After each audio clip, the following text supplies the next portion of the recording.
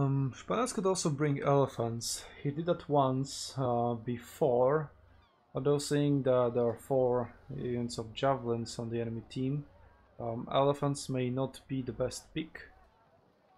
In terms of ranged units, double archers versus archers and slingers can be a problem. But on Capua you have a lot of corners to hide behind, so slingers won't be that good.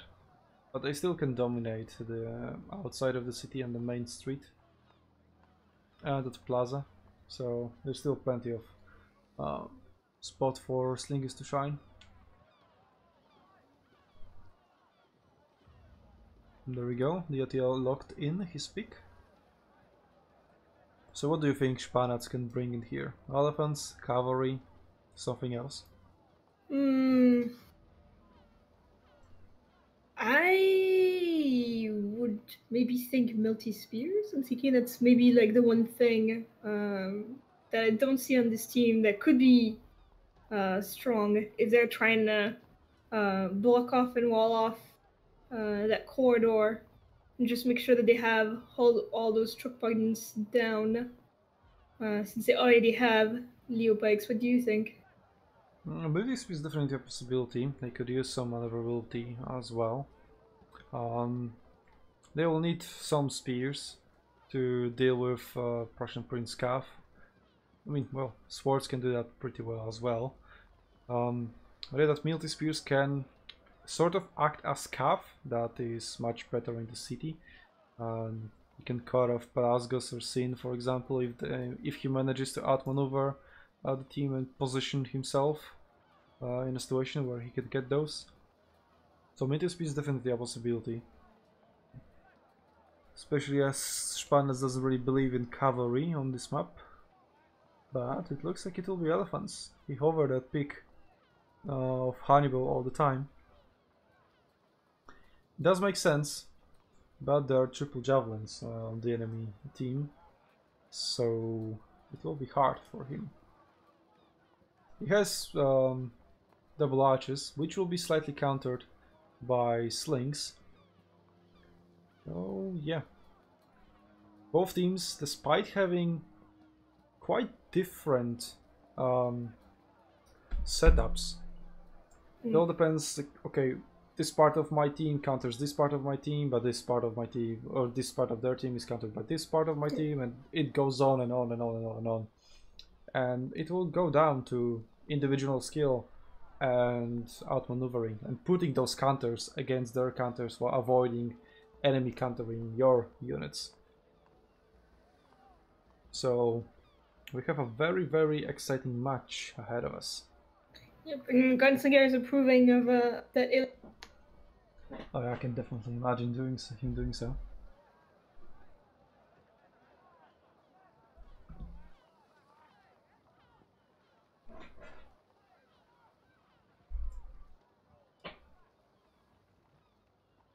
Yeah, and Gunslinger has approved that pick even before he saw it.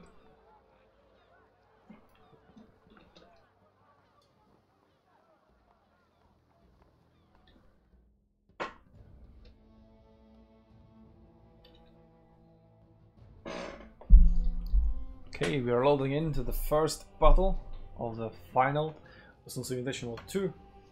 On the left, no, not on the left side. On the Neapolis side, we have Lesbos Archers. Beneventum side, we have Royal Peltasts. Royal Peltast is led by Bastid. Lesbos Archers are led by Spanac, so far undefeated in this tournament. We'll see if he can manage to stay that way. That would be quite a feat in the history of Total War Arena tournaments for a team to go completely undefeated, wouldn't it? Yeah, definitely. It's quite an achievement. And this tournament is mainly for fun, but we definitely see those teams taking it very seriously and having fun at the same time. Because there's not that much on the line, but they still want to compete and show how good they are. It's a perfect combination.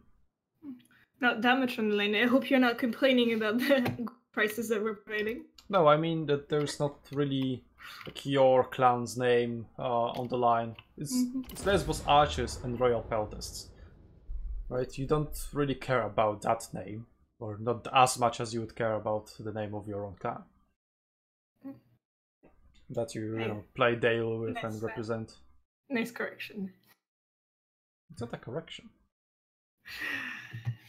Chat, remember you can, up until 30 seconds into the games, let us know who you think is going to win and why in the comments. Spana's deploying his elephants outside of the city, Capture their base at the or far cut ends them of the down. battlefield. Run!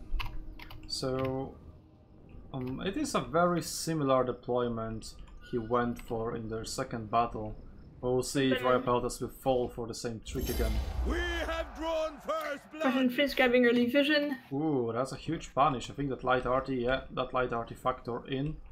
There are no pikes approaching that watchtower, which means that Lesbos Archers will be first to reaching that watchtower, actually. I've just spotted Pelasgus as well on his archers. But Bastard is already from his side, providing some vision of his own, which means that they might be able to do without that watchtower. Tiberius already captured it. He's setting up against Bastard and Freebeard as well. Javelins are hovering around there, so they will be able to fight Tiberius' pikes. Rick Barrett is repositioning towards that plaza. He'll have plenty of space to shoot there. And Freebeard takes those shots. And Spanats and Sivori are pushing around, so Lesbos Archers right now want to delay the enemy in the city. With their light artillery, they can definitely do so, while waiting for Spanats and Sivori to finalize their flanking maneuver.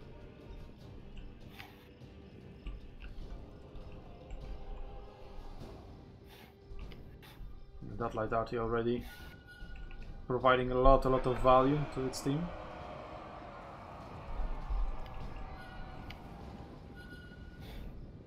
Al-Assad Warrior and Osaka managing to fire volleys over the buildings, while since Slingers struggle to find an angle.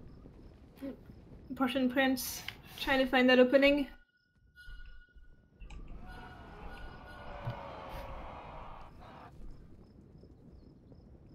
There was music, his weapon. Pelasgus dodging volleys from Al-Assad, but it's a 2v1 fight. Osaka though now repositioned, found some back volleys into Freebeard. Tiberius approaching with his spikes, getting punished by Clanke's javelin, though these javelin have to expose themselves to Osaka's archers as well. Bastard coming in deep behind enemy lines, he'll get himself surrounded, but he can also find a recharge into Tiberius. Dodging now a Jenny's charge with his own charge, Osaka getting wrecked by Sin Slingers, dodging that focus fire though. Tiberius is far ahead, he's still in a very The enemy base will soon be risky ours. position. And here it comes. Yeah. The Sivori ninja started cap. capturing. It's not really a ninja cap. Doesn't seem like it, especially as two players have pulled back. But it's two players that are not in the front line right now.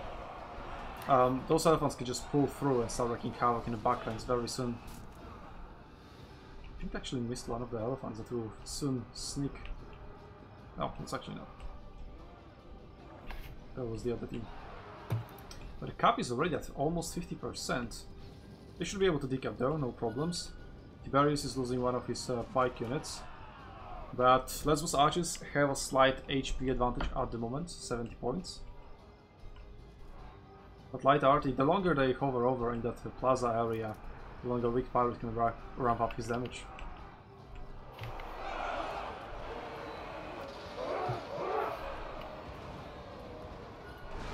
Sivor's Germanicus and Elephants are actually not really just a distract force, they are destroy force, and they are now destroying DOTL infantry, and Spanats is even on top of his javelin.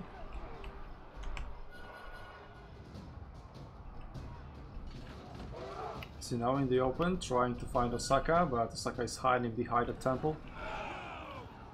Provides him really nice protection. Osaka in very close range with Clanke's javelin, but he manages to find a focus fire that pretty much removes that unit. And he's also now in range of Sin. But that's a very nice damage coming in from Osaka into Sin. Spanat still on top of those javelin. Velasquez and Alazar Warrior pretty much in melee range with their archers. Alazar may soon be charged. He's running to safety though. That momentum is now coming into play.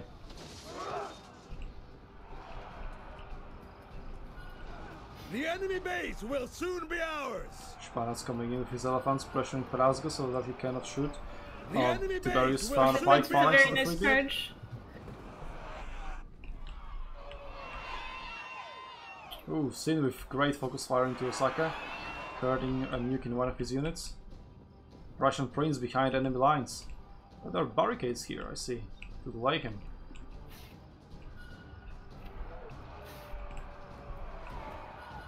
I see Alazar Warrior's archers have been caught by Freybeard and Russian Prince. So they removed Spanats one is archer completely player. disturbing. He's completely disturbing the Peltas range, charging in with his elephants, completely Yeah. chasing them off. That javelin unit is doing anything but running. And Sivor is still very healthy. And those units that were sent to stop them are actually just getting wrecked. Another fight in the city is almost over. Lesbos archers managed to defeat most of Real Peltas' melee infantry. And now are getting onto their ranged units. Especially as Spanats is providing pressure from his elephants.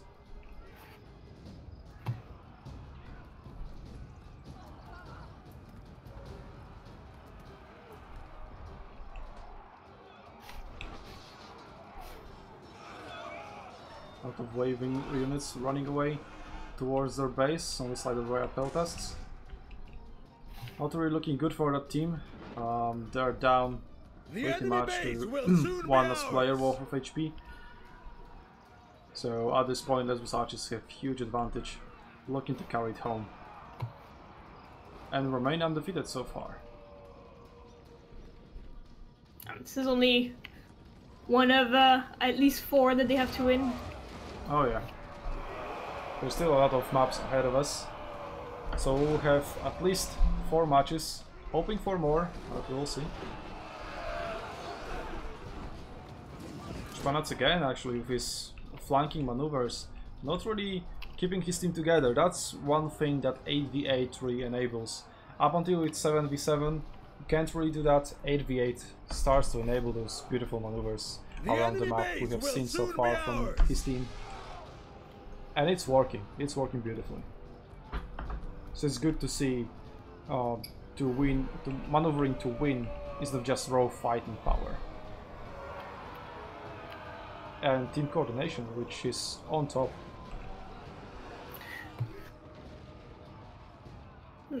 Consistently, we're seeing these elephants directly javelin instead of running away from them. Yeah, Royal Peltas are down now, just a few remaining units. Those gentlemen are still running away from Spanats. He's not giving up. I don't actually have a charge because those are Germanicus. And at tier 7, their speed really allows them to chase up with these javelins.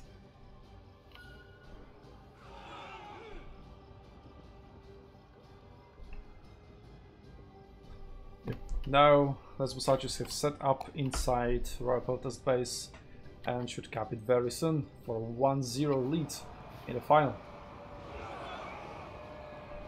Such a great way to open. It's quite a convincing victory, I must say.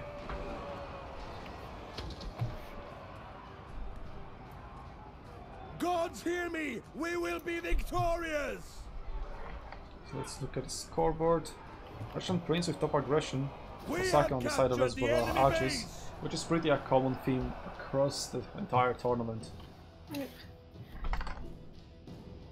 They're really putting a lot of eggs in Osaka's basket, and it's paying off for them.